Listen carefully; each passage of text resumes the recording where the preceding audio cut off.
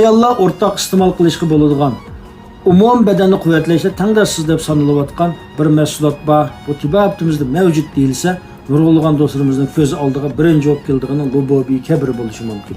Chunki lobobiy kabirning tarafiga tushadigan mahsulotlarning, yana materiallarning turininki sarxilligi, bir kishininki mukammalligi bilan ta hozirgacha tibbiyotimizning shahani mahsuloti sifatida nurg'ulg'an davolash o'rinlarida yegani o'rinda turug'liq. Shundaqla nurg'ulg'an do'stlarimiz yeb unum manfaatini ko'raylik. Shundaqla tunji bo'lib yeyishni o'ylaydigan ham lobobiy kabir bo'ladi.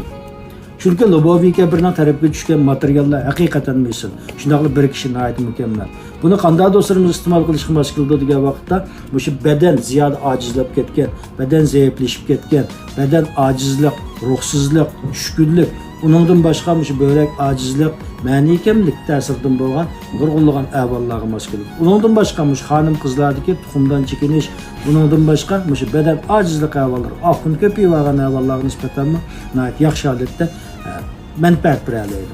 Chunki lobobiy kabirninki tarkibiga tushgan materiallar tuvandagidek bir nechta tur tarkib bo'yicha o'z rolini joriy qildirib kelgan. Buni keyin qismda sizlar bilan ham bayalaymiz.